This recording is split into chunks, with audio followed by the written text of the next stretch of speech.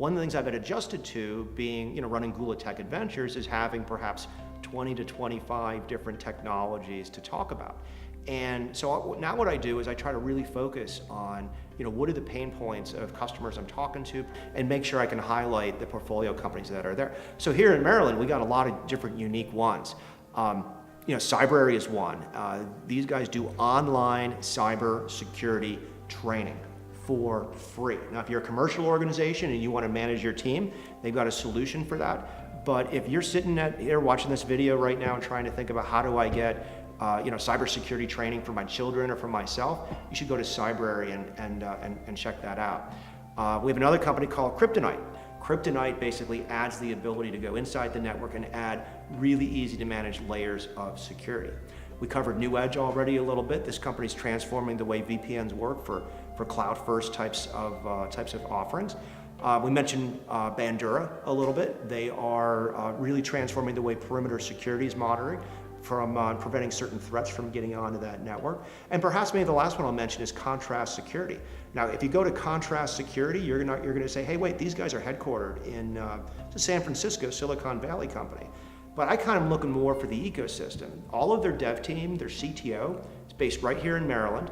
Their dev team is actually in the Natty Boh building in downtown Baltimore. So I'm looking for connections like that to this region. One of the things I'm really excited about in Maryland is Datatribe. Now, there's a lot of great incubators, a lot of great startups out there that come out of universities and government systems. We even have like Mach 37 down in Virginia, which focuses on incubating cybersecurity companies. But Datatribe's a little bit different. They don't do the volume of companies that you see launched in typical incubators. Right now, they've done about 5 or 6 to date. They've got about 4 in-house right now. And they do everything in that company all the way up to Series A funding. And they actually have a lot more what I would call, some people might call it overhead. I call it advisory. I call it the ability to give people the guidance that they're supposed to get. Right over in Maple Lawn. And these people, they all come from NSA, they come from Cisco, they come from different organizations, and it really helps the portfolio companies that they have grow up. My involvement with them is I'm part of their thing called the Brain Trust. There's a lot of really interesting people part of that Brain Trust, and it's very interesting to be associated with that, not only here in Maryland, but the Brain Trust group that they've been able to pull together from all over the world. Here in Maryland, there are a lot of great cybersecurity product companies. A lot of people know Tenable. My friend from college, Marty Roche, who did SourceFire, are probably the 2 most prominent ones. But today, if you kind of looked around and said, what's going on, there's actually quite a bit. In Baltimore, you've got ZeroFox, you got James Foster doing a fairly advanced social networking monitoring platform, which actually also monitors your email, your Gmail, your Office 365. It's a pretty modern solution. You've got solutions like Red Owl, which if you're trying to look for insider threat violations, if you're trying to look for financial compliance with perhaps a financial or medical workforce, it's the most advanced technology out there. You also have technology companies like Looking Glass, which combine threat production, threat prevention, and the ability to understand what's on your network. And again, these are all based in downtown Baltimore.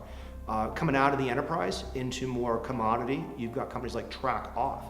TrackOff is a company that it really works on your privacy. Even if you clean the cookies in your browser, you can still be tracked, and they can stop you from being tracked. When you move more down here towards Columbia, over to Maple Lawn, you've got a lot of interesting companies. You've got Iron Networks by the former head of the NSA, Keith Alexander. You've got Sonotype, which is a former SourceFire CEO, Wayne Jackson, who helps you build better source code, better web application, making sure your libraries are there.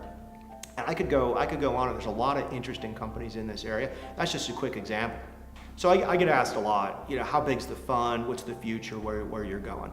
And what I tell people is I say, look, we took the last couple years of our angel investments and the bulk of 2017 to really identify a portfolio of cyber companies that not only we thought would be good investments, but would be very representative of the type of things a modern venture capital fund would have to deal with. Now, I've got 20 years of running and building cyber companies and doing a very successful job at it. I don't have 20 years of being an investor. So what Cindy and I have done is we've taken most of 2017 And we've tried to make some interesting bets so we could learn. We're in a couple bridge rounds, we're in a bunch of seed rounds, a bunch of A rounds, and we're trying to be very selective about what we're doing since it's only the two of us. Now, having said that, we're not really also making any bold statements about doing a large fund or doing any things like that. Those are all things that we're eyeing and considering. But right now we're very focused on the companies we have. It's a large portfolio for the two of us, and we're trying to ensure that that portfolio does extremely well.